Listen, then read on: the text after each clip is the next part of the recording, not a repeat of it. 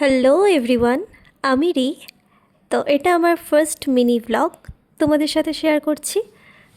এটা যদিও অনেক দিন আগের একটা ভিডিও, জানি না এখানে কেন আমার ক্যামেরাটা ব্লার হয়ে গেছিলো। এটা নভেম্বর মাসের একটা ভিডিও। তো সেদিনকে হঠাৎই ছোট্টি ভাই বলল, মুভি দেখতে যাবি? তো আমি বললাম হোয়াই নট, অফার কে ছাড়ে বলো। তো আমরা চলে গেছিলাম, হলটা উলুবেড়িয়াতে লোকেটেড। তো সেখানেই গিয়েছিলাম আমরা কান্তারা মুভিটা দেখতে।